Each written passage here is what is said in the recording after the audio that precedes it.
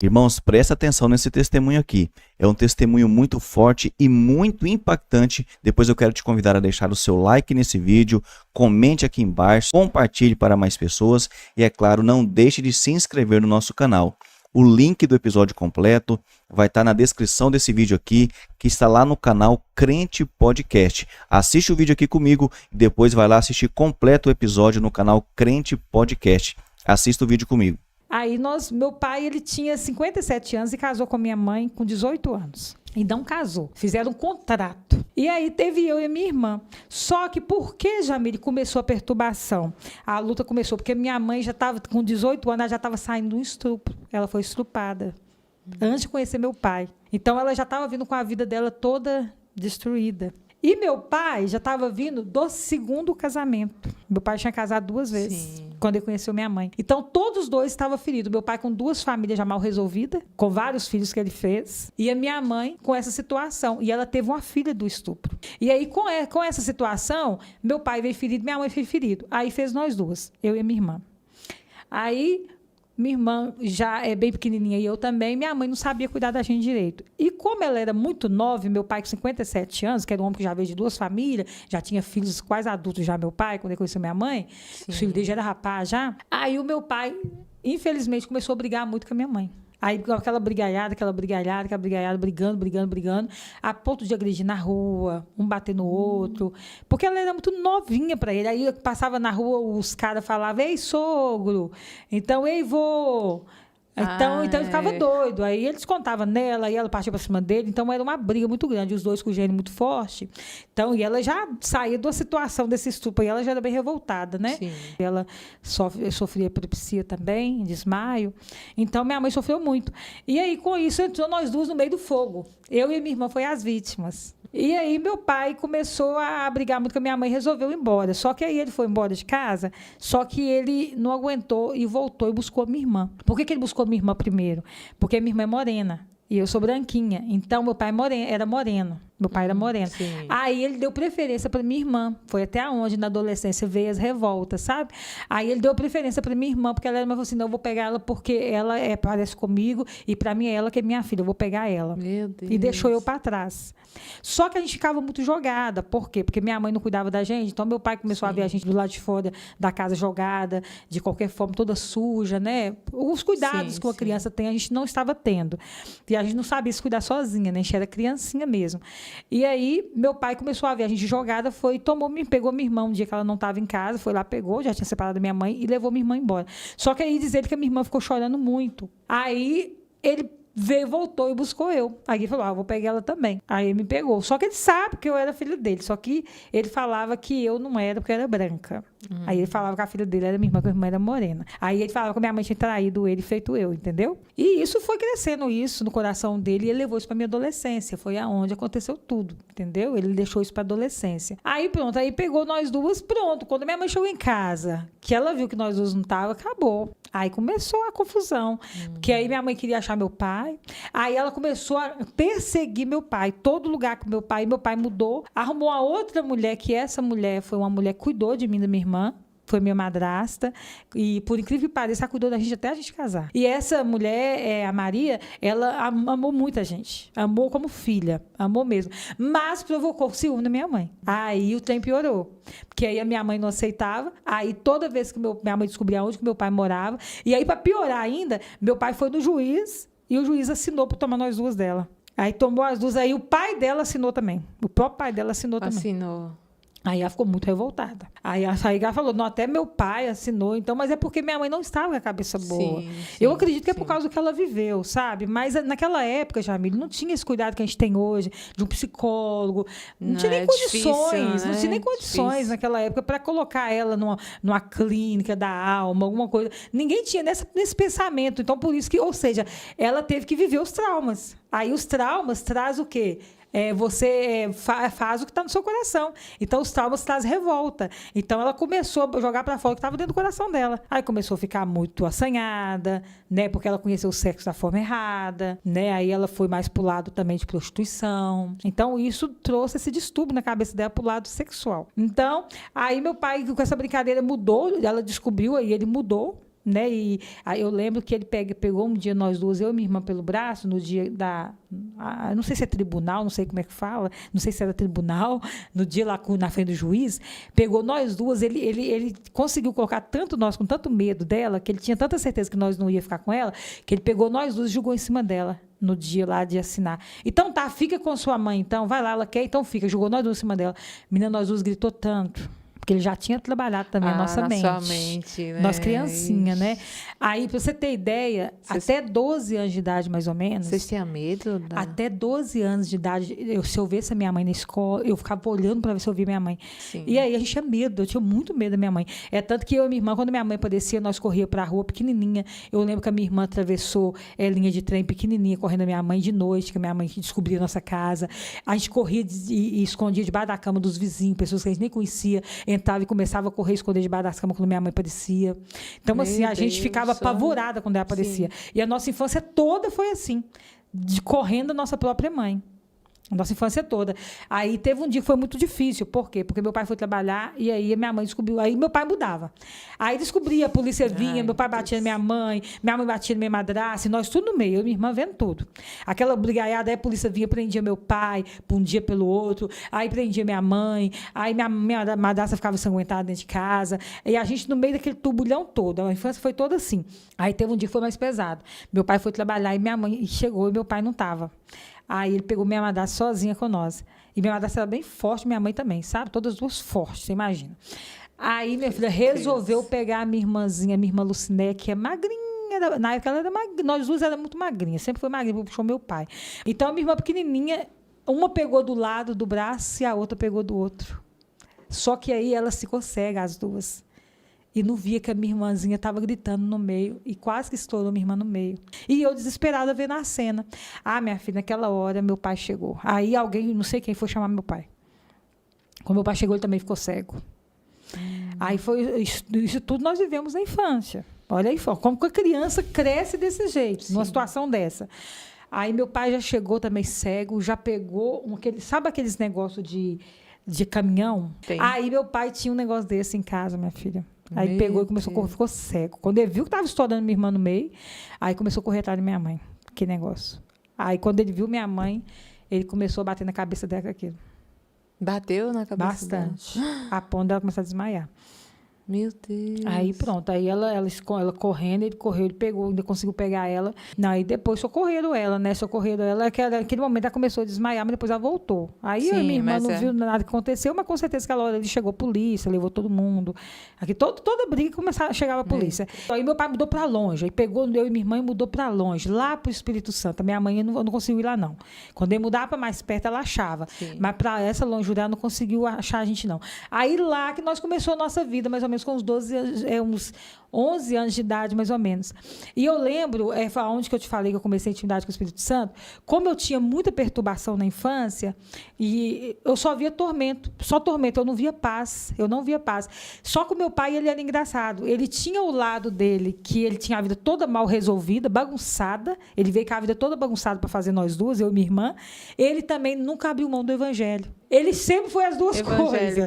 Ele sempre foi cristão. Tipo assim, qual que é as duas coisas que eu quero dizer? Uma pessoa muito ferida, muito machucada e muito revoltada. Mas, ao mesmo tempo, uma pessoa que amava a Deus. Ele sempre amou a Deus. Meu pai nunca vi colocar nada na boca. Hoje ele não é vivo mais, né? Mas eu nunca vi colocar nada na boca sem eu parar e orar. Nunca vi. E aí, o meu pai, ele era assim, muito bom nessa área, que ele ensinou eu e minha irmã a cantar, ensinou a gente a pregar. Meu pai, assim, de um lado ele estava falando palavrão, brigando, quebrando a casa, do outro lado, vem, gente, é hora do culto doméstico. Todo mundo aí sentado. Vamos lá que nós vamos começar a dirigir o culto. Agora, a parte do culto doméstico, nossa, nós pegava a Bíblia e lia tudo errado, mas agora, a oportunidade agora está com a irmã Lucimar. Aí ela me dava, agora a oportunidade que a irmã Lucinéia. Aí eu cresci na igreja, graças a Deus, eu e minha irmã. Aí com 12, 13 anos, nós voltamos a conhecer visitar a nossa mãe. Porque aí nós ficamos adolescentes, aí nós falamos com meu pai, nós somos adolescentes, nós queremos ver nossa mãe agora e pronto. Porque nós temos direito de ver nossa mãe. Aí nós começamos a impor isso nele. Que nós tínhamos direito de ver nossa mãe, que na infância ele fez a lavagem na nossa cabeça, para nós não chegar perto dela e tudo, e não reclamo do meu pai ter me pegado eu e minha irmã, porque meu pai me criou no evangelho. A minha mãe já não conseguiu criar os meus irmãos no evangelho, meus irmãos que veio depois de mim, que ela teve outros relacionamentos, ela não conseguiu criar no evangelho. Então, quer dizer que nós também não ia criar no evangelho. Então, isso aí eu agradeço meu pai. Porque meu pai, por mais que eu passei luta com ele, eu fui a pessoa que mais sofreu com ele na parte, assim, minha irmã, ele mais puxava minha irmã, né? Então eu fui que mais sofreu. Por mais que eu sofri muito, mas eu não tenho como esconder que meu pai me levou à verdade. A verdade, do jeitinho dele, ele conseguiu me levar a Jesus. E hoje eu sou grata pela vida do meu pai por estar aqui. Entendeu? Amém. Independente de tudo que eu passei, sim, eu sou grata pela vida. Que o bom que ele plantou em mim continuou. Então ele plantou de verdade. Amém. Ele plantou de verdade. Então, aí nós crescemos e com essa brincadeira nós começamos a visitar minha mãe novamente, né? Começamos a visitar minha mãe novamente. Minha mãe chorou muito quando a gente voltou a visitar ela, sentiu muito. E minha mãe sempre muito ferida, muito machucada, muito revoltada por causa de tudo que ela viveu. Aí nunca deu certo com homem nenhum, né? Aí os homens só aproveitavam dela. E com isso, nós começamos a ter nossa vida normal. Aí visitamos a minha mãe com a revolta dela para lá e começamos a ter nossa vida. Só que quando eu cheguei à minha adolescência, aí eu fui e comecei a querer dar o troco das revoltas. Aí meu pai começou a me maltratar. Meu pai, tudo que acontecia lá em casa, ele falava que eu não era filha dele. Só com você? Só comigo. Minha filha é a Lucinéia, que a Lucinéia é morena. Você, eu nem sei para que eu te peguei. Para que eu peguei? Deus. Você tinha que ter ficado lá sozinha. Porque minha filha é ela, você é branca. Eu não tenho filha branca, você é branca. A palavra fere, né? E eu já vindo de uma revolta muito grande da infância, né? Então, por mais que eu tinha minhas fugas lá, graças a Deus, as minhas fugas foi a presença do Espírito Santo, que foi para onde eu me escondia, mas na hora da adolescência o diabo me pegou bem fraca. Que é a hora que você se descobre, né? Aí você quer vingar. Aí foi aonde eu comecei a ficar desobediente. Aí eu comecei a desobedecer muito meu pai. Por quê? Porque eu achava que... Ele fala que eu não sou filha dele, então eu vou obedecer ele. Não, mãe. Ele fala que eu não sou filha dele. Aí foi onde ele começava a soltar palavras pesadas, que machucava muito, podia ter nascido morta, podia ter nascido quando nasceu, podia ter morrido antes de nascer. Aí começou a falar palavras que feria muito, machucou muito. E aquilo foi me trazendo uma raiva, mas por quê? Meu pai também era ferido. Meu pai também foi machucado, apanhou muito na infância. E os pais antigamente não batiam para educar. Os pais batiam com vara de guaximbo até ela esmagar. Meu pai, só nele foi 3, esmagando nele. A ponto de desmaiar, ela levantar ele, bater de novo, até esmagar a segunda e a terceira vara. Então, meu pai sofreu muito. Meu Deus. Então, por isso que ele também trazia as feridas. Você tem ideia, essas coças, você vê, tudo começa na infância. Essa coça doeu tanto no meu pai que ele contou ela até 92 anos, até morrer. Ele contou e chorou. Ele contou. E chorou toda vez. Tinha que pegar o lenço para ele. Ele fala, deixa eu contar para você o que minha mãe fez. Todo mundo que ia lá em casa ia contar. Meu pai, não conta, não. Só vai chorar. Não, eu tenho que contar isso. Aí começava a contar, aí já tinha que pegar o lenço. Aí começava a chorar como fosse no dia. Isso até morrer. Então, ele sentiu essa dor até morrer. Até 92 aninhos. Então, por isso que ele descontou esse ódio todo em mim. Só que ele já pegou uma pessoa também ferida. Por causa do que eu vivi na infância. Então, ele me pegou ferida também. Então, ele descontou o ódio dele em mim. Então, aí pronto. Aí eu falei, sabe uma coisa? Eu vou sair de casa. Eu vou trabalhar fora, porque o meu pai me odeia. Não, ele só fala que eu sou branca, E aí eu comecei a ter ódio da minha cor, ter ódio de mim, porque eu era branca. Porque não, eu devo ser muito feia, meu pai não gosta de mim. Eu sou branca, eu tinha que ser morena igual a minha irmã. E a minha irmã, ele tratava ela muito bem. Claro que ele era ignorante também, mas tratava ela muito bem, porque ele puxava muito ela. Aí. Naquele momento ali, eu decidi trabalhar fora. Só que meu pai falou, você não vai trabalhar fora. Não vai. Falei, eu vou, que você fala que eu não sou sua filha. Então, eu vou trabalhar fora. Porque eu queria provar para o meu pai que eu era alguém. Eu falei assim, não, eu não sou ninguém. Eu tenho que provar para ele que eu trabalho. Eu tenho que provar para ele que eu consigo algo diferente. Porque aqui dentro de casa ele só fala que eu não sou filha dele. Não sou filho dele. E me xinga isso contra palavrão, nome ruim. Fala que eu nunca vou ser ninguém na vida. Me amaldiçoa. Então, tudo vai dar errado para mim na minha vida. Então, ele sempre me amaldiçoou. Então, eu vou sair daqui. Na verdade, eu queria ficar livre do meu pai. Ele maltratava tanto, só que ele me trouxe, igual eu te falei, o bom ele implantou em mim, mas a outra parte da raiva dele ele descontava em mim. Aí ele me maltratava muito. Aí, nesse momento que eu fui trabalhar fora, que aí eu inteirei os 18 anos, fui trabalhar em casa de família, 18 anos eu conheci um rapaz, nesse emprego que eu fui debaixo de desobediência. Aí foi aonde começou a segunda etapa da minha vida que veio para arrebentar. Né? Eu já tinha sofrido muito, fui sofrer mais. A gente foi numa célula. Uma célula, pra você ver. Aí esse rapaz estava lá e eu estava morando fora do meu pai, trabalhando em casa de família, mas eu fui numa célula lá, que morava perto da minha avó, tá? Ficando muito na casa da minha avó, também do meu tio. Aí esse rapaz lá, na hora da oração, ele ficou de olho aberto olhando para mim e eu olhando para ele. Aí o erro já está aí, né? Porque eu tinha que estar orando. Se tivesse orando, eu não tinha visto que ele estava olhando para mim. Mas como eu fui dar a brecha, aí eu naquela carência doida, muito triste, eu tenho que provar para meu pai que eu sou alguém, meu pai não me mostra amor por mim.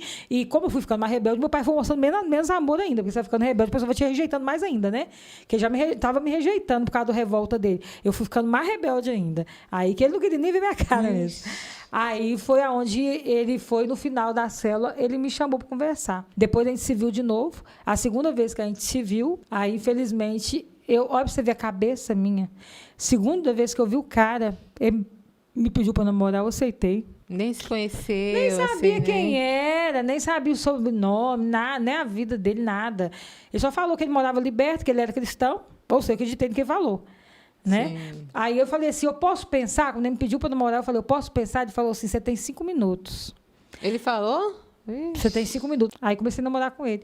Aí eu falei, só que você tem que conhecer meu pai. Aí quando eu levei ele para conhecer meu pai não concordou. Só que aí eu falei com meu pai, não, mas eu vou continuar. Ele falou, eu não estou vendo nada bom nesse cara. Aí a minha irmã, essa irmã que é a Lucinéia, ela tem uma visão espiritual muito grande também. Ela consegue ver muita coisa. Que Deus mostra para ela. Ela falou assim, Lucimar, sai fora. Isso aí é armadilha. Eu falei, mas você nem conhece ele, você está com ciúme de mim, você está com inveja, porque você queria estar namorando, você não está. Coisa de irmã. Nós temos quase a mesma idade, né? Diferente de um ano. Você está com inveja porque você não está namorando, não sei o quê. Ela falou, Lucimar, eu estou vendo que tem alguma coisa errada com esse cara. Esse cara tem alguma coisa de trevas nele. Você não está enxergando, que você está cega. Eu falei, não, eu estou gostando dele, eu vou namorar com ele. Aí eu passei por cima do meu pai, passei por cima da minha irmã e comecei a namorar com ele. Aí depois de uns 2 meses, aí pronto, aí conheci a família dele. Quando eu conheci a família dele, aí que eu apaixonei por ele mesmo, porque a família dele é uma família muito tranquila. Todo mundo, assim, quase todo mundo cristão. A maioria, a sogra cristã, as irmãs dele, a maioria cristã, o irmão dele, diácono da igreja. Falei, tá vendo? Pessoal, tudo de Deus, gente. É aqui mesmo, mas só que eu não sabia que ele era o vilão. ele era a treva da casa, Jesus, era ele. Aí ele era o lobo, né? Aí a família falou, não, que sogra abençoada. Mas ninguém falou nada? Não contaram nada, mas aí eles me explicou, olha, mas por isso que eles não contou, porque o negócio era muito sério. Porque se eles contassem, era coisa pesada. Mas aí eu falei com minha sogra me chamou, depois que ela viu que o namoro estava ficando sério mesmo, ela falou assim, aqui, olha, você realmente quer continuar com ele? Aí eu falei, quero continuar com ele. Ela falou, se você quer continuar com ele, então você vai perguntar o passado dele. E eu não vou te falar, você vai perguntar para ele, que é você que vai casar com ele. Por que você não pergunta? Eu falei, não, você tá certo, a senhora tá certa, eu vou perguntar para ele. Aí eu perguntei ele, já 2 meses e meio mais ou menos de namoro. E meu pai sem concordar, e eu namorando. O negócio ficando cada vez mais forte, e meu pai não concordava não, mas ele aceitou, obrigado. Sim. Ele tipo assim, eu aceito, mas não concordo. Porque ele viu que eu não ia parar mesmo, ele teve que aceitar o cara ir lá em casa, sentar no sofá, não tinha saída. Aí ele falou assim, olha, eu não concordo, mas já que você quer, pode continuar. Aí, o que eu fiz? Aí eu levei lá, conversou com meu pai não concordou, continuei. Aí eu falei com ele assim, eu queria saber seu passado. Ele falou, olha, se você quiser continuar comigo, nunca pergunta o meu passado. Quer dizer, aonde tem oculto, Deus trabalha com coisas descobertas, não com coisa encoberta. Porque é o oculto, o Deus revela o oculto escondido, né? Aí ele queria ocultar, trevas. Já tinha trevas. Mas a cegueira espiritual e a carência e a rebeldia falou, sabe de uma coisa? O importante é o presente. O importante é que agora ele está tranquilo, então não interessa o que ele fez no passado, não. Só que eu não sabia que ele não era liberto. Ele estava vivendo aquele momento. Tipo assim, na hora certa vai mostrar as unhas. Tipo isso. Mas como ele queria pegar uma menina virgenzinha da igreja, novinha, ele pensou, não, vou ter que segurar. Vou ter que fingir de bom agora, de um homem bom, para pelo menos conseguir trair essa irmãzinha da igreja. Né? Aí, dando minha filha uns 3 meses de namoro, eu já marco casamento. 3 meses de namoro, marco casamento. Aí já marquei casamento, sabe há quanto tempo? 5 meses de namoro. Sabia nada sobre ele, nada. Aí todo mundo falou, gente, você não vai casar, não. Aí minha irmã se levantou. Minha irmã ficou nervosa. Ela falou, ai, meu Deus, o que eu faço com essa menina? O que eu faço com ela? Gente, eu tenho que fazer alguma coisa. Aí, lá perto, e meu pai desesperado. Meu Deus, ela não pode casar com esse cara é estranho, ela não pode casar com ele. E aí a família dele percebeu também, não podia falar nada, foi deixando. Sim. Minha sogra tinha me avisado, eu não vou no seu casamento. Na hora do seu casamento, eu vou estar de joelho orando. Não quero nem ver seu casamento. Olha pra você ver. Gente, todo mundo tava falando pra mim, só eu que não enxergava. Só eu que tava, todo mundo.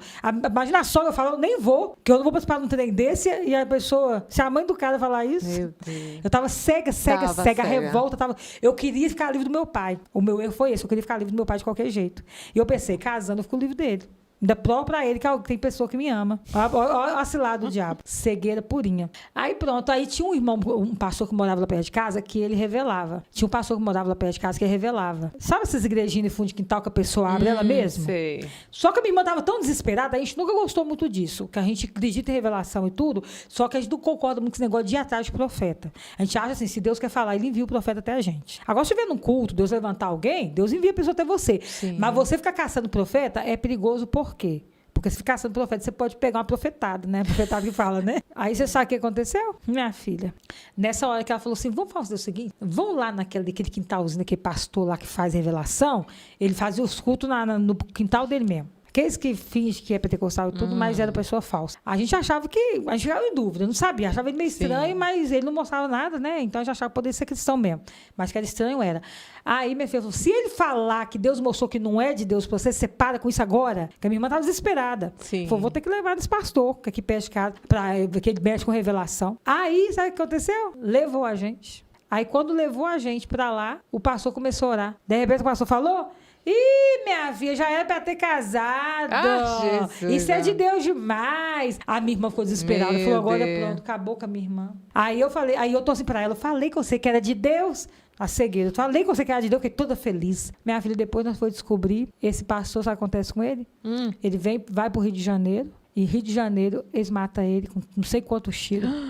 O pastor era traficante que estava correndo do Rio, fugiu do Rio, traficante pesado. Ó pra aí. Então ele não era pastor, não. Ele falou que era pastor para esconder da polícia. Sim. Ó, pra você ver. Ele estava lá Misericórdia. escondido. Pronto. Aí nós marcamos o casamento. Meu casamento foi igual um funeral. Entrou meu pai de cabeça baixa, eu de cabeça baixa, quase chorando. Porque o que não tem a bênção, tem a maldição. O que não tem obediência é maldição. Então, o casamento fora da bênção, da obediência, é maldição. Não tinha a bênção do meu Sim, pai, sim. então não tinha a bênção de Deus. Aí entrou todo mundo triste, fez festa e tudo, mas sabe aquela coisa tudo forçado? Então foi muito ruim, minha sogra não foi muito ruim meu casamento.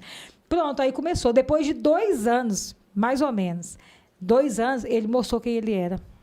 Começou, como que começou? Aí ele mostrou quem ele era. Primeiro ele chegava, minha filha, com rosas pra mim. Aí meu pai deu a casa que é do lado dele pra nós morar. Sim. Que meu pai tinha a casa dele e uma casa do lado. Essa casa era como se fosse uma casa pra ele alugar. Aí ele é um barracão. Aí ele deixou nós dois morar lá. Aí, depois de 6 meses, eu engravidei do meu filho. Aí, fiz o Arthur. Aí, meu pai deixou a gente morando lá. Meu pai era doido com meu filho, né? Até para cuidar do meu filho também, mais perto dele. Sim. Aí, minha filha, do começo, ele levava rosas para mim, bombom, romântico. É uma maravilha. Nossa. Aí, de repente, minha filha começa a luta. De repente, começa a luta. Um dia, eu já passando mal na minha casa, sofrendo porque ele começou a chegar tarde em casa. Começou a chegar todo dia tarde em casa e eu comecei a ficar preocupada, porque ele trabalhava de mecânico, eu pensava, talvez ele tá arrumando o carro dos outros na rua e tudo, o carro estragou no morro. Sim. E tal, que tinha um morrão lá em casa. Mas aí começou todo dia de chegar de madrugada. Aí até que começou a chegar tipo com mato e lama na perna, na roupa, sabe? Sim. Com coisa que tinha corrido de alguém. Aí eu comecei a ficar preocupada. Aí eu comecei a pedir a Deus assim, Deus, eu não sei o que está acontecendo, mas parece que está acontecendo alguma coisa. E aí meu pai sempre falava, a casa vai cair. Você vai descobrir quem esse homem é. Prepara que a casa vai... Meu pai sempre falava, a casa vai cair. Você vai descobrir quem ele é. Ah, pra quê? Bateu e valeu. Aí teve um dia que eu fui dormir e ele pegou uma bolsa. Isso ele chegando em casa tarde, várias vezes já, e ele trabalhava fichado, tudo bonitinho. Ia pegar de terno e gravata. Olha. Tudo certinho. Maníaco mesmo. Com maníaco é assim, você sabe, né? Aí ele, todo mundo achava que era um homem de família. Tudo certinho. Pegou uma bolsa, e colocou umas coisas na bolsa, não deixou eu ver. Aí eu falei, ai meu Deus, o que esse homem tá fazendo? Aí eu comecei a orar. Falei, Deus, mostra o que tá acontecendo. Mas antes disso, eu já comecei uma campanha na minha casa com as irmãs do Cid de Oração. Que aí eu vi que o bicho tava começando a pegar. Eu vi que tava chegando muito tarde, a boca muito seca, o olho muito vermelho. Eu nunca vi fumando, mas o olho muito vermelho, a boca muito seca. Eu falei, alguma coisa tá acontecendo. Aí eu comecei a fazer uma campanha de oração lá em casa. E quando as irmãs chegavam na porta da sala, ele já corria pra porta da cozinha. Ele já fugia. Ele saía e já ia pra rua. Ele não aguentava dentro de casa quando as irmãs entravam. Sim. Porque já era o demônio sabendo que ia ser revelado o que ele estava fazendo, né? Deus ia mostrar o que estava oculto. Sim. Falei, Deus, ó, eu não tô aguentando mais, vamos chegar só de madrugada, então já vou mostrar o que tá acontecendo? Aí Deus foi e começou, minha filha. E não mostrou mesmo? Aí, de repente, nesse dia, ele pega a bolsa e falou assim, o que tem dentro dessa bolsa? Ele falou assim, não, eu tô indo na igreja lá no bairro tal. Eu falei, mas o que você tá levando aí? Ele falou assim, não é nada sua conta, não. E não deixou eu ver. Aí foi. Aí quando deu umas 11 horas da noite, eu e meu filhinho em casa, bebê, né? Meu filho era bebê ainda. Aí eu comecei a sentir mal, 11 horas da noite. E aí eu comecei a passar mal, comecei a orar. Deus, alguma coisa está acontecendo, alguma coisa. Estava acontecendo mesmo. Te falei que eu sou sensível nessa parte, Deus me mostra as coisas. Aí Deus já estava me mostrando que alguma coisa estava acontecendo. Aí eu lá, meu filho, meu pai dormindo na casa da minha madrasta, né? E eu lá com meu filho sozinha. Aí, de repente, minha filha, ele chega, mais ou menos de madrugada. Chega ele, com o olho regalado. Aí chegou com o olho regalado e falou, vão dormir. Eu falei, não, mas por que você está com tanta pressa? Que está acontecendo alguma coisa? Ele falou, não, eu quero dormir logo. Aí deitou. Só que ele deitava e dormia na hora. Não sei, o homem é assim, dorme na hora, né? Só que ele deitou e não conseguia fechar o olho. Ele estava muito assustado. Aí eu já achei estranho. Fez acontecendo alguma coisa, que ele não consegue fechar o olho. Ele estava com o olho regalado e fingindo que estava quietinho, mas ele queria que eu ficasse quieta. Aí quando dá 3 da manhã, chama no portão. Aí eu falei, ô Carlos, tá chamando no portão. Aí tá chamando, Carlos, você tá aí? Tranquilo, aquela voz tranquila. Sim. Falei, tem alguém te chamando no portão. Ele falou, não, deve ser alguém querendo que eu socorro carro, porque ele é mecânico, então a pessoa ele chamava ele mais tarde, porque o carro não subiu o morro, ele tinha que socorrer. Mas mesmo assim, 3 horas da manhã era muito estranho, né? Muito tarde, aí já era né? demais, né?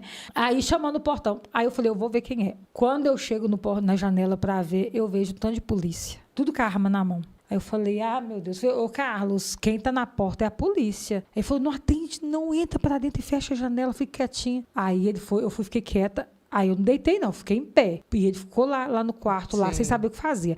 Aí a polícia tá assim, Carlos, a gente sabe que você tá aí. Pode atender, sabe que você tá aí. Aí eu falei, ô Carlos, realmente, eu vou ter que atender, porque ele sabe que você tá aqui. Quando eu falei isso, ele já começou a arrombar uma janela que nós tinha de construção no fundo e começou a quebrar ela e pular pro outro lado. Quando a polícia ouviu o barulho dele fugindo, e eu sem entender nada que tá acontecendo, eu fiquei no meio, e meu filho no berço dormindo. Meu filhinho no berço dormindo. Acho que tinha um aninho e meio, mais ou menos.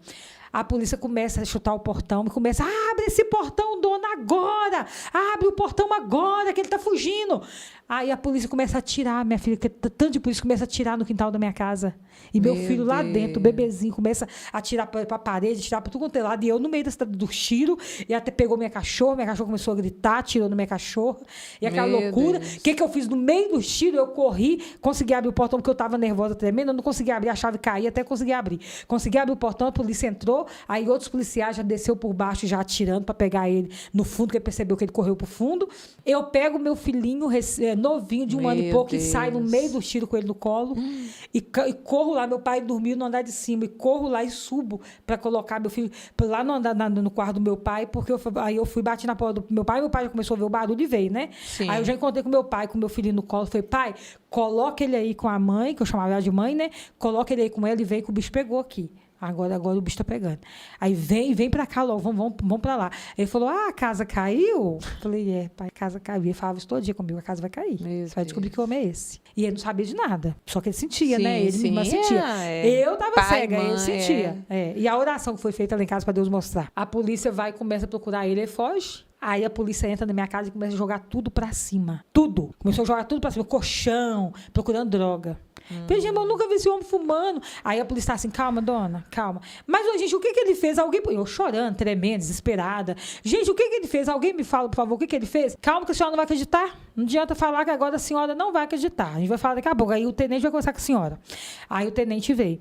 Ele já tinha fugido. Meu menino estava com meu pai estava lá. Aí o tenente falou assim, olha, mais ou menos 11 horas da noite, o horário que eu passei mal, o seu esposo estava tentando estuprar uma moça lá no bairro tal. Meu Deus. Nesse horário. Só que ele só não conseguiu estuprar ela porque quando ela subiu o morro, que ele pegou ela e levou pro lote vago, que ele começou a tirar a roupa dela, ele não sabia que o irmão dela estava vindo mais atrás. Ele achou que ela estava sozinha. Então, quando ele pegou ela, o irmão dela passou e viu um homem lutando com a menina no escuro, no lote vago, que é na rua da casa deles. Sim. Aí ele correu na casa dele e falou, mãe, chegou aí? Aí ele falou assim, não chegou. Aí ele já veio Pra matar meu marido. Ele já veio cego. Aí ele já veio cego. Aí veio minha irmã. Ela tava comigo, uma menina de cabelo cacheado, lá no escuro, e ela não chegou a ela. Aí ele já entrou, aí quando ele entrou em cima, que ele já partiu pra cima do meu marido, aí os dois começaram a rolar no chão, começou a lutar. E aí, minha filha, meu marido tinha. Aí a polícia falou assim: dentro da bolsa dele, ele tinha um pedaço de cobertor, uma faca e uma corda. É o que ele tinha colocado na bolsa quando ele saiu. Demônio pra puro, matar... né? Demônio puro. Demônio puro. Ah, quem ia estrupar, ele ia matar também? Marrar, né? Misericórdia. Amedrontar, não sei o que ele ia arrumar. Mas é o que ele pegou. Ah, minha filha, de repente, chega ele lá em casa porque ele conseguiu fugir. O cara era esperto. Aí foi a hora que ele chegou lá em casa. E parece que ele foi a pé. E é uma distância bem grande. Parece que ele foi a pé de madrugada. Ele chegou, deve ter ido correndo. Ele era altão, então ele correu bastante. Aí ele chegou lá em casa de madrugada. Então, nessa hora que ele tava correndo desse cara. E aí o cara foi e chamou a polícia, né? Só que Deus é tão bom que além de ele pegar dessas coisas, ele pegou a Bíblia também. Só que na Bíblia que ele pegou, fingindo que ia pra igreja, que ele tava fingindo que ele tinha ido pra igreja, por isso que ele pegou a Bíblia. Tava a foto dele, o nome da rua que ele morava, o número da casa, tudo, telefone, tudo direitinho, a foto dele lá de todo tamanho. Aí pronto, ele conseguiu fugir do flagrante. Quando foge do flagrante, a polícia não pode pegar. Aí a polícia só pode pegar depois de juntar provas. Aí pronto, aí meu pai levou eu na casa dessa menina, foi muito difícil eu ter que ver essa menina, ela chorando muito, conversei com ela, fiquei muito triste pela menina, muito, muito triste mesmo pelo sofrimento da menina. Ele não chegou a conseguir violentá-la, mas violentou a mente dela, né? Então ele destruiu a mente da menina, ele foi um canalha mesmo com a menina, um monstro, né? Foi o demônio mesmo que usou dele mesmo, o diabo, ele estava cheio de demônio nessa hora. Uma pessoa para fazer isso, não tem como ela não estar cheia de demônio, né? Sim. Totalmente a mente cauterizada. E aí eu fiquei muito triste pela menina, com muita dó da menina mesmo, muito chateada pela menina, pela família. Aí a menina ficava assim: ô moça, não fica esse homem não, esse homem é doido, ele vai te matar, tadinha, ela falava comigo. Só que eu também tinha o meu lado, era o pai do meu filho, eu casei com ele, eu também tinha medo dele. Então, assim, eu tinha outra história, era um casamento, aí a gente também sabe a situação do divórcio, é uma luta.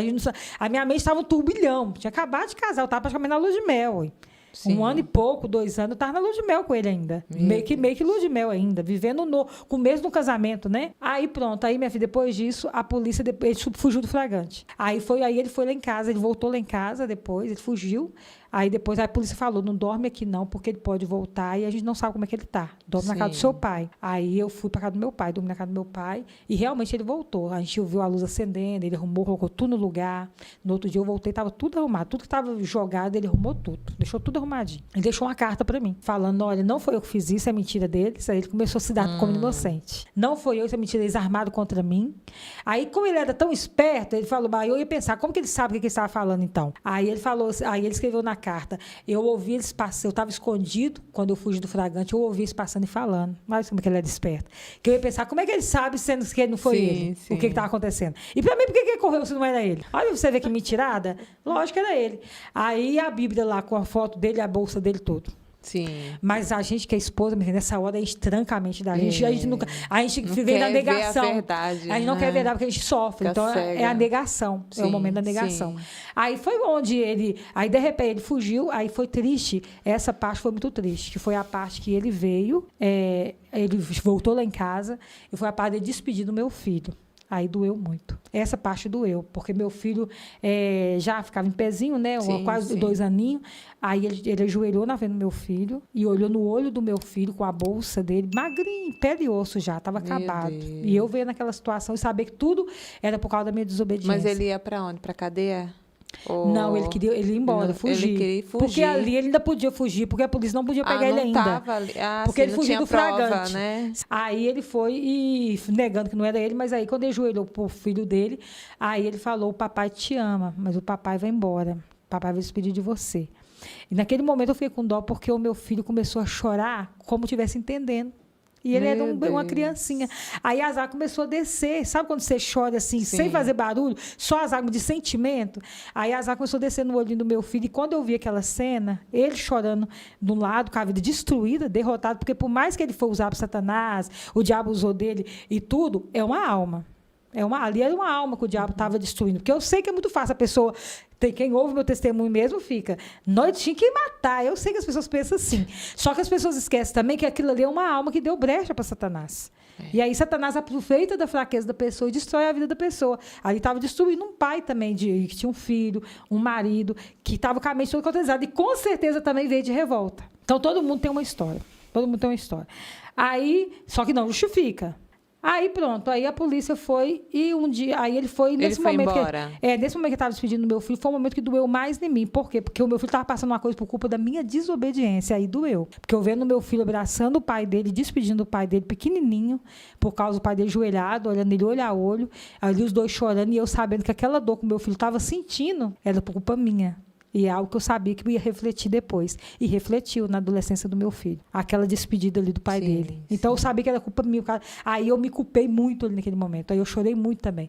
E aí ele despediu e foi embora. E quando eu vi aquele homem todo pele e osso, já com fome, já não tinha nem onde comer mais, estava indo para morrer mesmo. Aí eu fiquei olhando da Gretinha, eu e meu filhinho no colo, e olhando e nós dois chorando. Então, ali foi uma cena muito pesada para mim. Falei, por que eu fui desobedecer meus pais?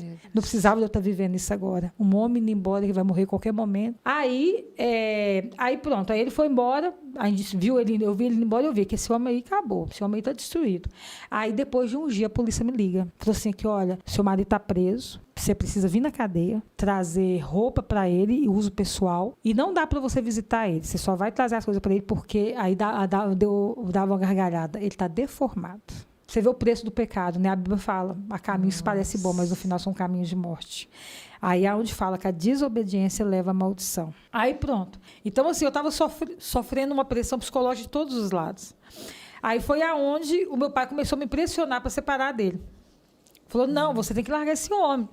E se for olhar pelo lado do meu pai estava certo. Porque é um homem que, além de ser um homem que fez uma loucura, um estuprador que fez uma loucura, né, um homem que estava destruindo vidas, destruindo pessoas, ele estava destruindo eu também. Estava destruindo ele, estava me destruindo também.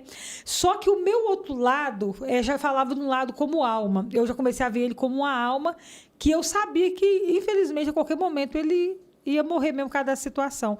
Aí eu coloquei como fosse assim, eu entrei na situação, quando eu descobri que o cara era um escravo de Satanás, eu deixei ele morrer na mão do diabo e para o inferno. Eu coloquei como uma culpa. Tipo assim, então, já que eu entrei na briga, já que eu casei com o cara e não quis saber o passado do cara, agora é muito fácil eu ter uma notícia aqui que ele se matou. É muito fácil, né? Aí eu vou viver minha vida achando normal. E ele é o pai do meu filho.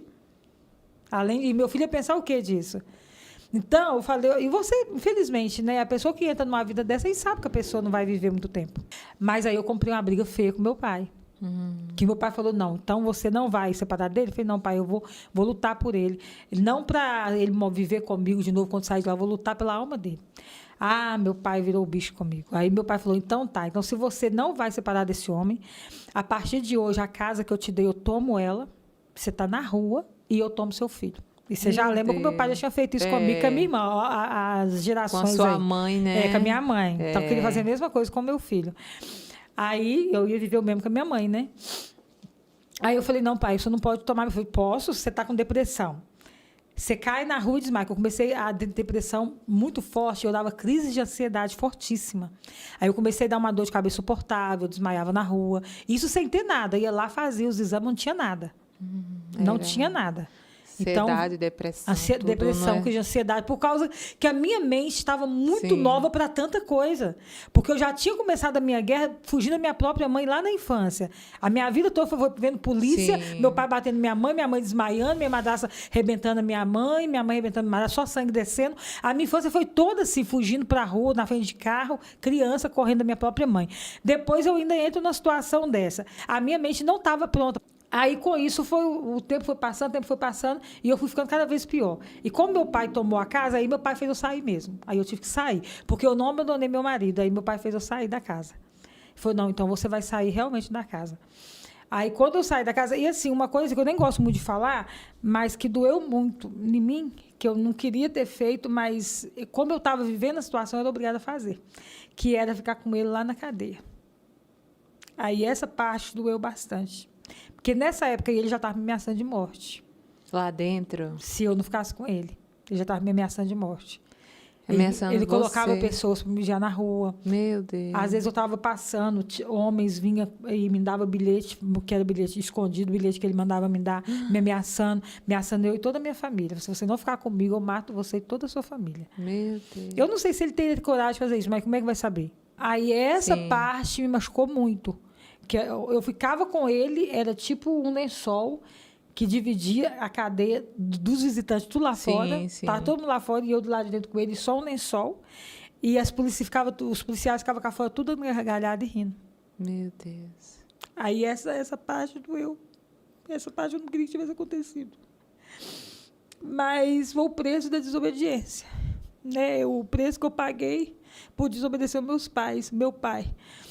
Então, esse preço aí eu tive que encarar ele, mas foi um dos mais pesados para mim, sabe? É como ele estivesse me usando, né, lá na cadeia. Né? Mas eu também não podia, eu era esposa dele, era casada com ele.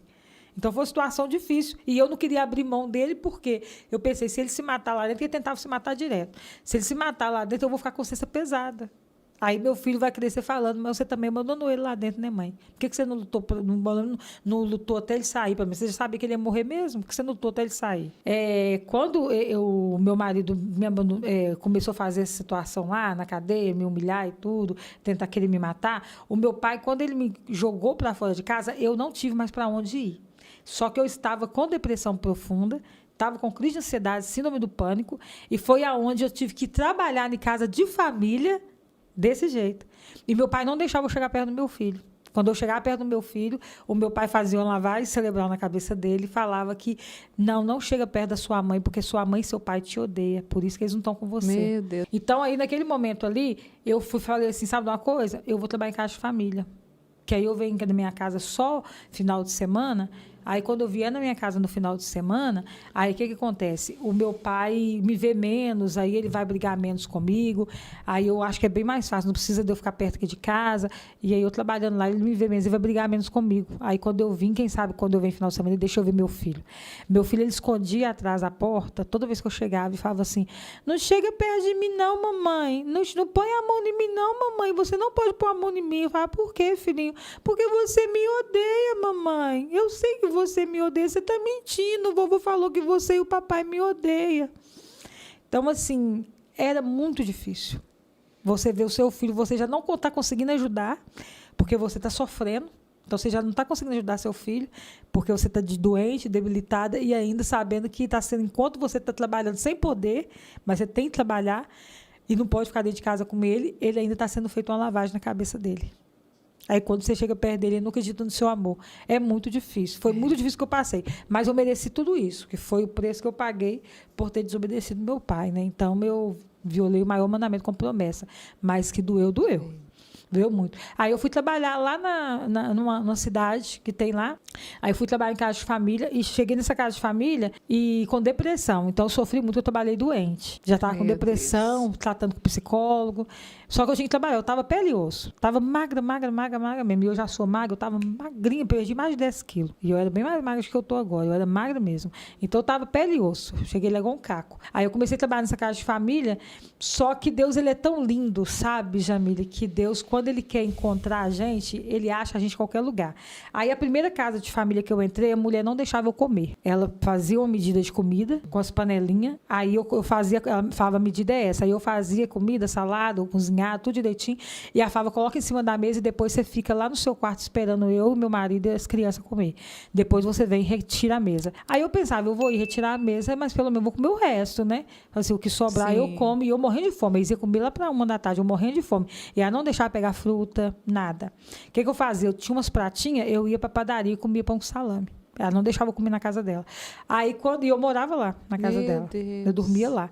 Aí olha, ela ia, e eu consegui, nessa casa, eu consegui ficar só uma semana, porque eu não aguentei, porque eu ia acabar morrendo de fome, né? E eu trabalhando o tempo todo. Aí, sabe o que ela fazia? Quando eu ia lá para tirar a comida e falar assim, agora eu vou comer pelo menos o resto, não tinha nada mais. Tinha tipo um caroço de arroz, um caroço diferente, só aqueles carocinhos que sobram no fundo, não tinha comida. Aí um dia eu virei para ela e falei assim, você não quer que a gente faça uma medida a mais, não? Porque não está sobrando comida para mim. Ela falava, não, é isso, sobrar, sobrou, não sobrar, não sobrou. E nunca sobrava. Misericórdia. Então, é os preços que eu fui pagando, sabe? Cada vez piorava mais. Aí eu com depressão, sofrendo, a situação. Então, eu estava sofrendo muito, muito mesmo. Aí eu fui e saí dessa casa. Minha irmã mesmo falou, não, sai dessa casa, pelo amor de Deus, que você não precisa disso, não. Aí eu saí dessa. Aí eu arrumei outra para me ficar. Essa eu fiquei só uma semana. Aí eu fui trabalhar em outra casa. Aí, nessa outra casa, a mulher era muito boa para mim. Só que Deus é tão lindo. Tinha um quartinho de empregada bem pequenininho, uma televisãozinha dessas antigas, bem pequenininha, e ela pegava a rede super. Eu não sei se a rede super pega aqui, eu acho que pega só lá no... Pega aqui? Então, pegava a rede super, que é da Lagoinha. Aí, eu nem conhecia Diante do Trono direito, na época. Que eu era da Assembleia, né? E eu não conhecia. Aí, minha filha, eu dormia do lado do canil de cachorro. Tinha um canil do cachorro do lado desse quartinho de empregada e era um cheiro insuportável, que era cachorro policial. Podia lavar o canil, não adiantava, porque é muito odor, sabe? Aí era um mau cheiro terrível e eu sofria para dormir com aquele cheiro e eu dormia do lado do canil do cachorro. Eu me sentia a gata burraeira mesmo. Aí, minha filha, quando eu ligava a televisãozinha dentro do quarto, toda ferida, toda machucada, tava lá a Ana Paula cantando aquela música, quero beber do teu rio, Senhor. Quando ela começava a cantar aquela canção, que ela sempre cantava no programa da Rede Super, eu caía no chão no meu quartinho, com aquela televisãozinha pequenininha, você vê quando Deus quer te achar, Ele te acha.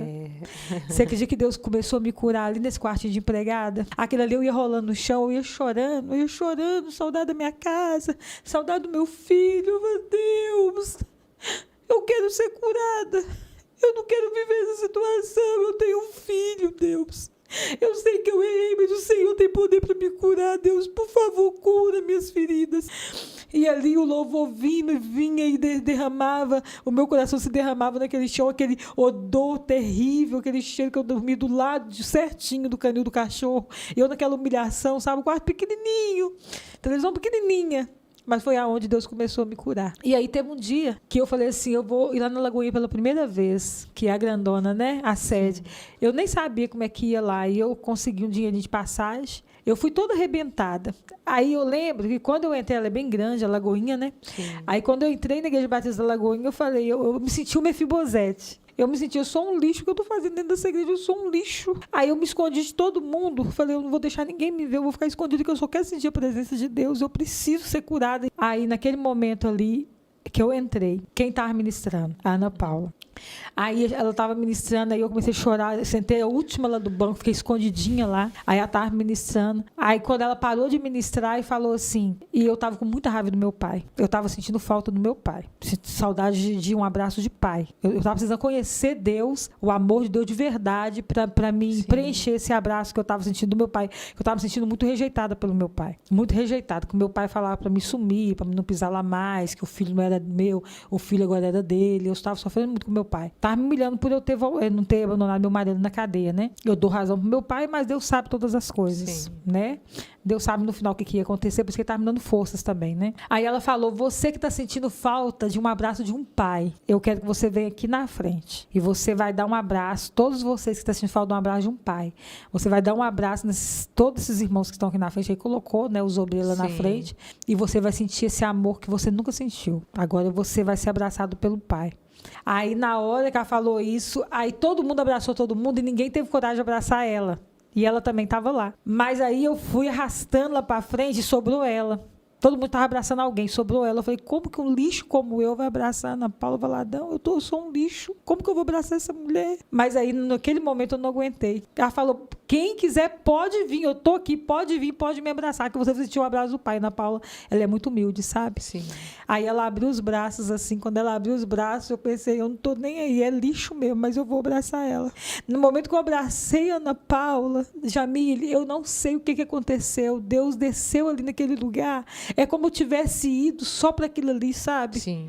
Porque Deus já estava fazendo isso comigo, um encontro com o Pai. Sim. E Deus já estava fazendo isso comigo lá no quartinho de empregada. Sim. Eu abracei ela, eu chorei tanto no peito da Ana Paula. Eu estava com tanta, assim, eu tava tanta coisa para jogar para fora. Sim. Eu estava assim, doendo tanto, que tudo que eu queria ser amada naquele momento, eu queria um abraço.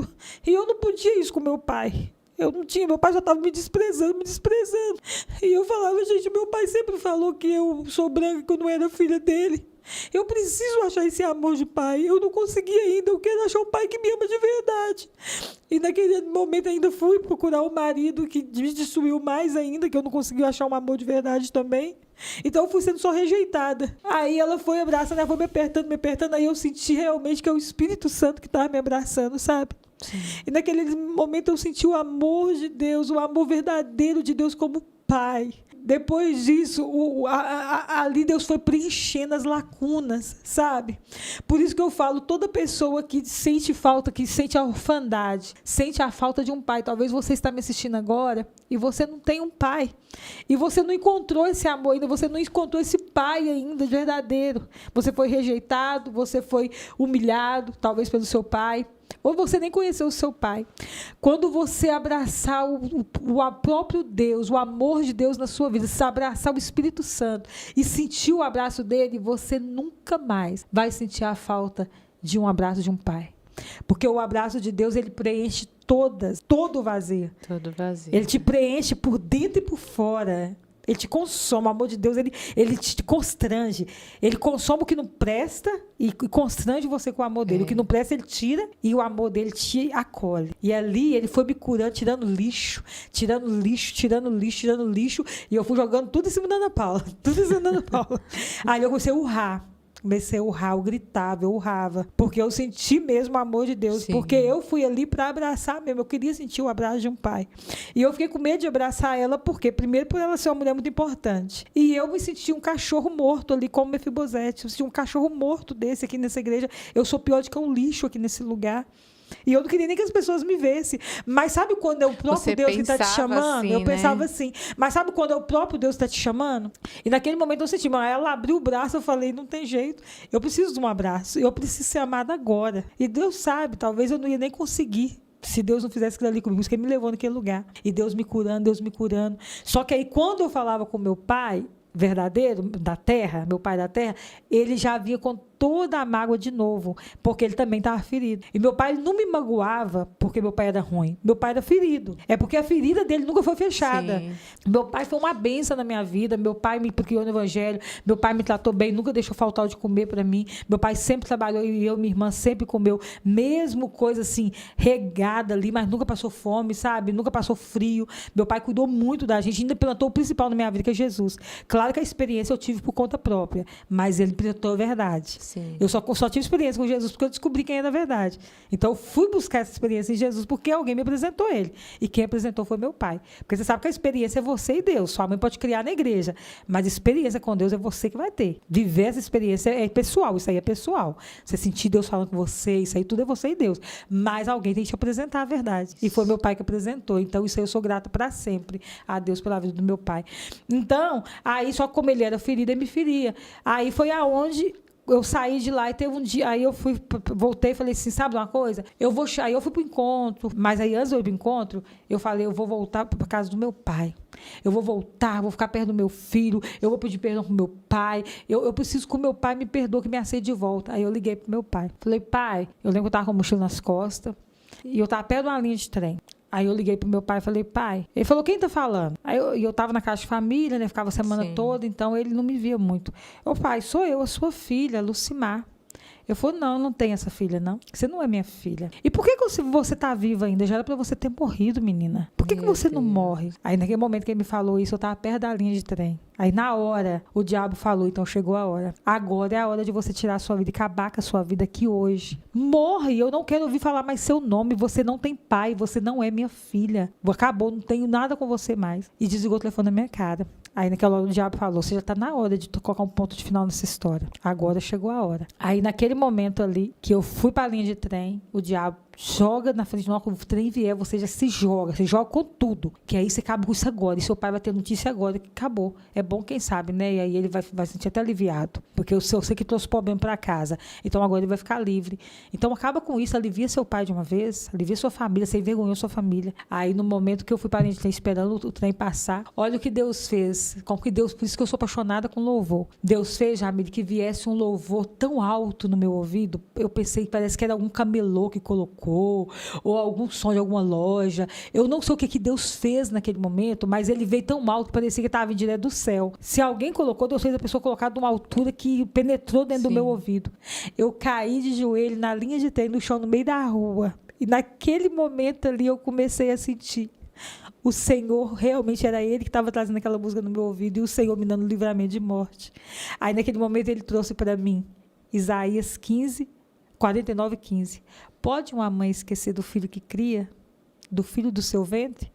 Mas mesmo que ela viesse a esquecer, todavia, eu nunca me esquecerei de ti. Eu não me esquecerei de ti. Eis que tem o seu nome gravado na palma das minhas mãos. Então, naquele momento ali, eu senti novamente o amor do Pai. Novamente, Ele me livrando da morte ali naquele momento. Mas ali eu falei, não, então, se eu levantar daqui, agora eu não vou deixar ninguém me enganar mais. Aí eu fui chorando, pedindo perdão a Deus, aí as pessoas começaram a parar e ver que aí a lágrima foi descendo. E Deus fez que a música continuasse tocando, e a música foi tocando, e o Senhor me lavando por dentro, sabe? E a música tocando, não sei aonde. Mas se ela veio do céu na hora, eu não sei de onde que ela veio. Mas que ela veio bem alta, ela veio. E ela me livrou ali da morte naquele momento, através desse louvor que Deus usou, né? Aí eu fui, depois eu voltei para casa do meu pai. Aí foi aonde o meu pai queria me matar. Ele queria me matar, pegou um pedaço de pau porque eu cheguei perto do meu filho. Ele queria me matar. Eu caí na rua e comecei a chorar, deitei no meio-fio, comecei a chorar. Ali eu chorando no meio-fio, chorando compulsivamente, que eu queria ver chegar perto do meu filho, não conseguia. Meu pai sempre queria bater, pegar um pedaço de pau para não chegar perto do meu filho. Aí passou um casalzinho simples, palitozinho, a mulher simplesinha com um coquezinho na cabeça, casal simples. Falou, irmã, por que choras? E eu deitada no meio do chão do meu filho, na rua, não quis nem saber, eu só estava ali chorando. Eu tô chorando porque, ó, eu não posso chegar perto do meu filho, o meu marido está sendo torturado na cadeia, porque ele errou e ele está pagando o preço. Eu não consigo abandonar ele na cadeia, porque eu sei que ele vai morrer mesmo, vai acabar morrendo pelo que ele fez, e eu não quero carregar essa culpa. Eu estou lutando pelo menos para ele ser salvo. Eu não estou conseguindo lidar com a situação. Eu estou com depressão profunda e eu não sei mais o que fazer. Minha cabeça não está suportando tanto problema. Eu não estou suportando. Eu preciso que Deus me leve, faça alguma coisa e me tire desse tormento. Aí, nessa hora, esse irmãozinho falou assim, com autoridade, sabe, Jamile? Ele falou, pois para de chorar. Aí eu assustei com a autoridade dele, daquele irmãozinho. Eu falei, tipo, tentando engolir o choro, assim, assustada, que ele falou com tanta autoridade. Ele falou, irmã, conta o tempo. Conta o tempo. Deus está escrevendo a sua história. Irmã, sua história vai virar testemunho desse jeito. E ele vai fazer de uma forma, irmã, que todos irão ver. Aí marcaram o encontro, acho que até pagaram para mim, que eu não tinha dinheiro. Fiquei 3 dias no encontro. Os 3 dias foi rolando no chão. Toda vez que descia do quarto para começar a ministração, o dia todo. Eu só ficava no chão, rolando. Só rolando e urrando, de tanta dor. Eu sentia que... Aí eu começava a gritar, tá doendo, tá doendo, tá doendo. Aí as pastoras, as diaconisas falavam, mas o irmão tá doendo onde? Elas ficavam preocupadas. Ele tá me curando, deixa doer, eu quero que ele tire tudo. Eu quero sair daqui totalmente curada, porque eu quero contar o que ele fez na minha vida. Porque ele falou comigo um dia, lá, eu caída na rua, ele falou que eu vou contar.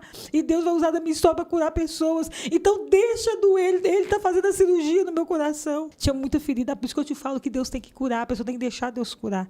Que aí imagina eu com essas feridas abertas, como que eu ia conseguir falar de Jesus para alguém? Sim. Como que eu ia perdoar pessoas? E naquele momento ali eu vi, se eu estou precisando do perdão de Deus na minha vida, como que eu não vou perdoar pessoas? Porque ali Deus estava me perdoando do meu pecado, da minha desobediência aos meus pais, de ter casado com a pessoa errada, que Deus falou para não casar, usou de tanta gente para falar, eu não ouvi, rejeitei a voz de Deus, desonrei meus pais, que é o maior mandamento com promessa. Se tiver algum adolescente ouvindo aqui, eu quero dizer para você, jovem, honra os seus pais, é o maior mandamento com promessa. Se você amaldiçoa seu pai, amaldiçoa sua mãe, arrependa enquanto é tempo, porque os seus pais foi Deus que colocou na sua vida, foi Deus que te deu esse pai e essa mãe. Eles podem ser o que for, mas é alguém que Deus colocou na sua vida, e pela palavra de Deus, se você não honrar, os seus dias são diminuídos nessa terra. A Bíblia fala, honra o seu pai e sua mãe, para que os seus dias sejam prolongados nessa terra. Então, quando você não honra, os seus dias são diminuídos. Olha o tanto de dia que eu perdi só visitando meu marido na cadeia. Aí pronto, aí eu fiquei visitando a cadeia uns 3 anos, aí depois ele começou a sair de semiaberto. Aí meu pai ficou com pena, né? Aí ele foi, quando ele saiu da cadeia, aí eu fui, graças a Deus, eu fui curada. Aí eu pedi perdão ao meu pai, consertei com meu pai me pediu perdão. Aí eu corri, pedi perdão ao meu pai, e quando eu cheguei lá em casa, quando eu saí do encontro, eu corri, abracei meu pai no pescoço. E eu falei, pai, me perdoa. Me perdoa. E eu chorei muito, abracei meu pai no pescoço, pai, me perdoa, eu te amo, pai. E ali, naquele momento ali, foi tão lindo que o meu pai falou, minha filha, eu também amo você. E naquele momento, meu pai também me pediu perdão. Então, houve ali uma reconciliação entre eu e meu pai, coisa linda que só o Espírito Santo que pode fazer. Foi aonde eu fui pedir perdão ao meu pai, aí pronto, consertou tudo. Meu pai, você vê, meu pai que tinha tomado a minha casa, vendeu a casa nossa, né, que ele tinha dado, ele vendeu, só que aí depois ele tirou outra casa para mim. Aí ele foi, tirou outra casa, me colocou dentro da casa, tirou outra casa para mim, tadinho. Tirou e me colocou, ele tinha tomado, né? Sim. Por causa daquela revolta, aquela ferida. Sim. Aí tirou e meu marido saiu da cadeia e começou a morar lá, nessa casa. Saiu da cadeia, começou a trabalhar fechado de novo. Mas aí, com alguns meses... Ele aceitou ele de novo, aceitou e pediu perdão para ele. Ele saiu da cadeia, pediu perdão. Aí ele estava mostrando realmente que estava arrependido, sabe? Sim. Estava mudado. Eu até acredito que talvez ele, do tanto que ele sofreu, talvez ele até tinha arrependido mesmo. Só que talvez ele não ia aguentar ficar muito tempo arrependido daquele jeito. O inimigo ia tentar ele de novo. Aí ele foi para a igreja, a gente estava indo na igreja, tudo direitinho, eu, ele, meu filho, tudo certinho. Eu já estava na igreja, né? Ele começou a ir também. Aí ele começou a ser acompanhado pelo pastor lá. E aí cuidou de mim, cuidou do meu marido. Mas um dia indo trabalhar, ele trabalhava fechado, indo trabalhar, ele arrumou a bolsa, colocou um lanche na bolsa, deu um beijo no filho dele, que é meu filho Arthur, meu filho ainda pequeno, né? Sim. Já estava aí já com uns 9 anos, mais ou menos. Aí deu um beijo no meu filho e deu um beijo em mim.